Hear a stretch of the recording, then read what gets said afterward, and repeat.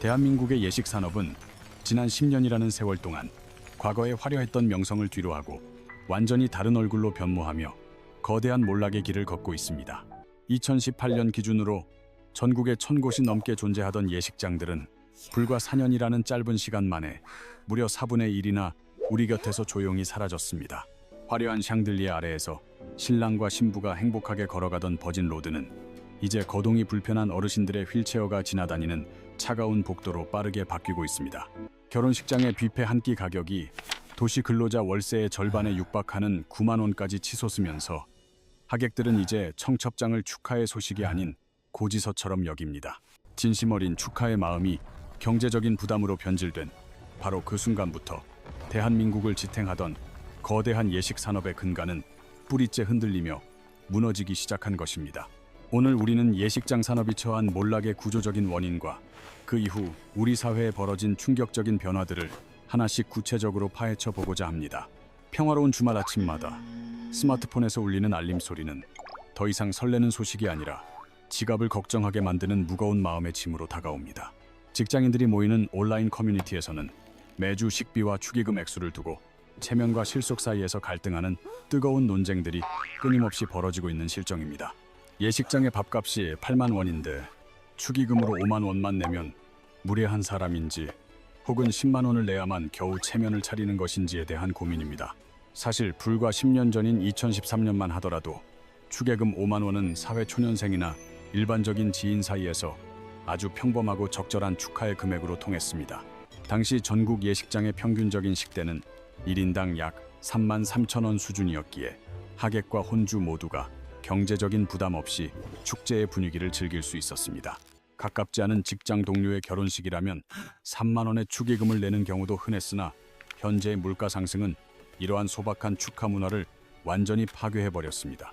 현재 서울 지역의 평균적인 예식장 식대는 7만 원에서 8만 원을 이미 넘어섰으며 강남권의 경우에는 9만 원을 훌쩍 넘기는 곳들이 속출하고 있습니다. 10년 전의 물가와 단순 비교해보더라도 식사 비용이 무려 2배 반이나 급등한 셈이니 일반적인 하객들이 느끼는 심리적 압박감은 상상을 초월합니다. 이제는 하객이 축의금으로 5만 원을 내면 예식장 식대를 지불하고 난 뒤 신랑과 신부에게 오히려 손해가 발생하는 기이한 경제 구조가 정착되었습니다. 이로 인해 하객들 사이에서는 주변 동료들이 얼마를 냈는지 살피며 자신의 축의금 액수를 결정해야 하는 묘하고 불편한 눈치 싸움이 일상화되고 말았습니다. 같은 부서의 동료가 10만 원을 냈다는 소문이 들리면 본래 5만 원을 계획했던 사람도 자신의 평판을 걱정하며 마음이 불편해지는 상황이 반복됩니다. 반대로 큰 마음을 먹고 10만 원을 냈는데 다른 이들이 5만 원씩만 냈다는 사실을 알게 되면 괜히 혼자만 손해를 본 듯한 기분이 들기도 합니다. 소중한 사람의 새로운 시작을 축하해주러 가는 자리에서 즐거움 대신 스트레스를 먼저 받아야 하는 이 아이러니한 상황은 우리 사회의 현주소입니다. 온라인 공간에는 결혼 시즌인 봄과 가을마다 한 달에 서너 번씩 잡히는 결혼식 때문에 생활비가 부족하다는 젊은 층의 하소연이 쏟아져 나옵니다. 월급의 상당 부분이 지인들의 결혼을 축하하는 데 사용되고 나니 정작 본인의 생활비가 부족해 고통을 겪는다는 실질적인 고백들이 늘어납니다. 솔직한 심정으로는 친하지 않은 사람의 결혼식은 축의금 부담 때문에 아예 참석하고 싶지 않다는 의견들이 대중의 큰 공감을 얻고 있습니다. 축의금 때문에 등골이 쉰다는 표현이 결코 과장이 아닌 시대가 되었으며 이는 단순히 개인의 불만을 넘어 사회적 현상으로 고착되었습니다. 문제는 이러한 경제적 부담이 결국 하객들로 하여금 결혼식 참석 자체를 꺼리게 만드는 결정적인 요인으로 작용하기 시작했다는 점에 있습니다. 과거에는 직장 동료의 결혼식이라면 의무적으로라도 참석하는 것이 예의였으나 요즘은 적당한 핑계를 대고 불참하는 경우가 급격히 늘었습니다. 심지어 가까운 친구의 결혼식조차 다른 개인적인 일정이 겹치게 되면 경제적 상황을 고려하여 참석 여부를 진지하게 고민하게 되는 실정입니다. 친구를 진심으로 축복하고 싶은 마음은 굴뚝 같지만 얇아진 주머니 사정이 그 마음을 따라주지 못하기에 발생하는 안타까운 현실인 것입니다. 이렇게 하객들의 발길이 뜸해지면 예식의 주인공인 신랑과 신부 역시 예식장에 약속한 최소 인원을 맞추지 못해 곤란한 상황에 처하게 됩니다. 빈자리가 많은 예식홀은 썰렁해 보일 뿐만 아니라 예상보다 적게 들어온 축의금 수입으로 인해 막대한 결혼 비용을 감당하기가 어려워집니다. 이 비극적인 악순환의 뿌리를 찾기 위해서는 먼저 대한민국의 결혼 비용이 대체 왜 이토록 기하급수적으로 상승했는지 원인을 분석해야 합니다. 최근 우리 사회에서는 결혼을 뜻하는 웨딩과 물가 상승인 인플레이션이 합쳐진 웨딩플레이션이라는 신조어가 등장할 만큼 상황이 심각합니다. 인플레이션은 물건과 서비스의 가격이 전반적으로 오르는 현상을 말하며 현재 결혼과 관련된 모든 부대 비용에 이 현상이 적용되고 있습니다. 스튜디오 촬영부터 드레스 대여, 그리고 메이크업 비용까지 모든 항목이 올랐지만 그 중에서도 가장 압도적인 상승폭을 보이는 것은 예식장 식대입니다.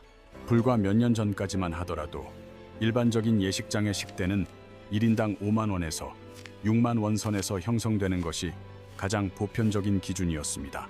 그러나 2022년을 기점으로 상황은 급변했으며 코로나 대유행 기간에 밀렸던 결혼 수요가 한꺼번에 폭발하면서 식대는 통제 불능 수준으로 올랐습니다. 실제로 서울 송파구에 위치한 한 유명 예식장의 경우 2023년에 6만 2천 원이었던 식대를 단 1년 만에 8만 3천 원으로 인상했습니다.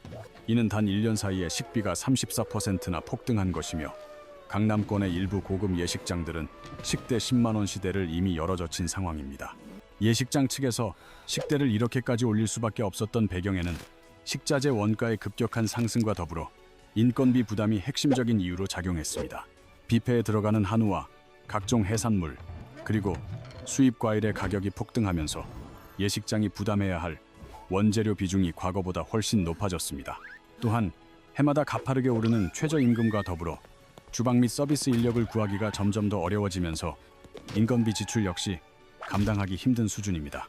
여기에 전기료와 가스비 같은 공공요금까지 동시에 인상되면서 대형 예식장을 유지하기 위한 고정 비용은 그야말로 천문학적인 수준에 도달했습니다.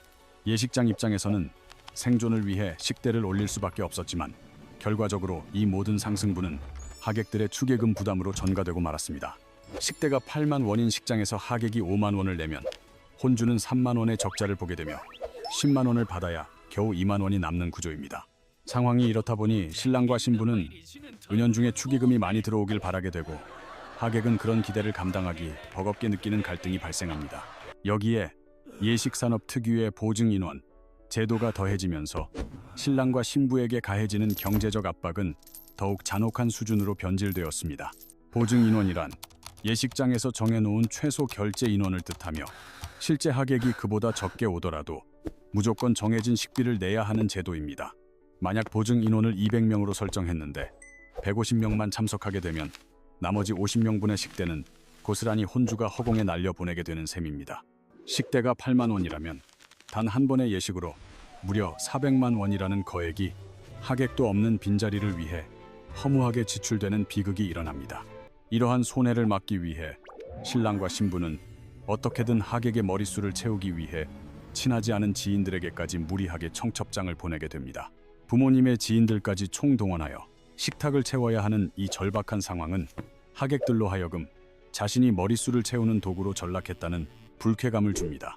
축하하러 가는 발걸음이 아니라 의무적으로 돈을 내고 자리를 지키러 가는 기분이 드는 순간 결혼식의 본질인 축복의 의미는 완전히 퇴색됩니다.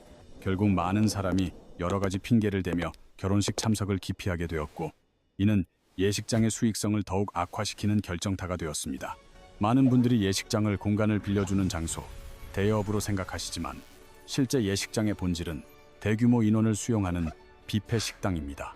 예식장 전체 매출 중에서 순수한 공간 대관료가 차지하는 비중은 매우 낮으며 매출의 70%에서 80%는 하객들의 식대에서 발생합니다.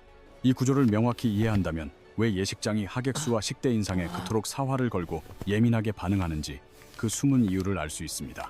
예식장 입장에서 하객은 신랑 신부의 지인이기 이전에 정해진 시간 안에 밥을 먹어주어야 하는 실질적인 고객이자 매출의 원천입니다. 사실상 예식 산업은 서비스업이라기보다 식권을 대량으로 판매하고 소비를 강제하는 식권 판매 비즈니스 모델에 가깝다고 볼 수 있습니다. 하객들 역시 축의금을 낸 만큼 본전을 찾아야 한다는 보상 심리가 작용하여 예식이 끝나기도 전에 뷔페 식당으로 향하는 진풍경이 벌어집니다. 이 기이한 비즈니스 모델이 원활하게 돌아가기 위한 필수 전제 조건은 오로지 하객이 끊임없이 충분히 많이 방문해야 한다는 점이었습니다. 대형 뷔페를 유지하기 위해서는 주방 시설과 대규모 인력을 365일 관리해야 하므로 예식장이 감당해야 할 매달의 고정 비용은 엄청납니다. 예식장은 임대료와 인건비, 시설 유지비 등 손님이 오지 않아도 매달 고정적으로 지출해야 하는 비용이 상당한 구조를 가지고 있습니다. 2000년대까지만 하더라도 결혼하는 커플이 많았고 하객도 넉넉히 찾아왔기에 이러한 고정 비용을 감당하며 수익을 내는 구조가 잘 작동했습니다. 주말마다 여러 타임의 예식을 쉬지 않고 진행하며 하객 회전율을 높여 식대 수익을 극대화하는 것이 당시 예식장들의 핵심적인 수익 모델이었습니다.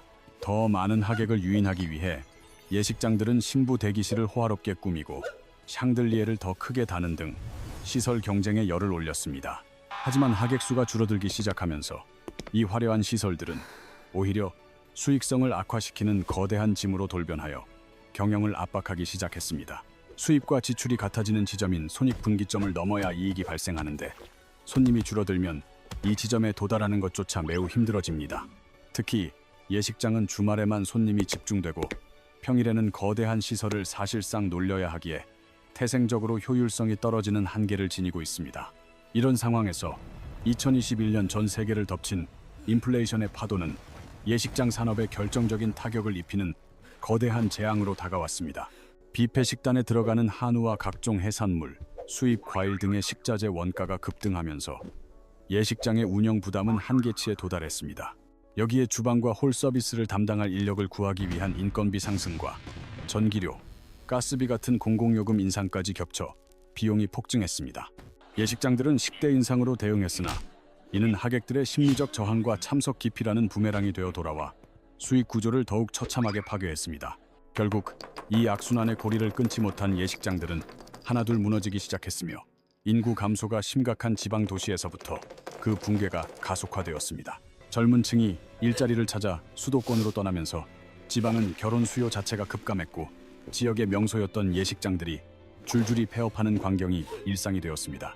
수도권 역시 상황은 다르지 않아 금천구나 도봉구처럼 이제는 자치구 내에 예식장이 단 한 곳도 남아있지 않은 지역들까지 생겨났습니다. 한국예식업중앙회는 현재의 추세가 이어진다면 2025년부터는 서울 지역 예식장의 절반이 문을 닫게 될 것이라는 충격적인 경고를 내놓았습니다. 통계에 따르면 전국 예식장 수는 2018년 13곳에서 2022년 775곳으로 불과 4년 만에 약 23%가 급감하는 참담한 결과를 보였습니다. 2024년에 혼인 건수가 일시적으로 반등하기도 했으나 이는 코로나 기간에 밀렸던 결혼이 몰린 기저효과에 불과하다는 것이 전문가들의 분석입니다. 10년 전과 비교하면 전체 혼인 건수는 이미 40% 가까이 줄어들었으며 인구 구조의 변화에 따른 장기적인 하락세는 결코 꺾이지 않고 있습니다. 생존을 위해 식대를 내리면 적자가 나고 올리면 손님이 오지 않는 이 진퇴양난의 상황 속에서 예식장 스스로가 몰락의 길을 걷고 있는 셈입니다. 이제 사람들은 문을 닫은 예식장 건물들이 어떤 용도로 바뀌고 있는지 주목하고 있으며 그 끝에는 예상치 못한 반전이 기다리고 있습니다. 화려한 샹들리에가 있던 예식장 천장 아래에 이제는 병원 침대가 놓이고 신랑 신부가 걷던 길은 휠체어 전용 복도가 되었습니다.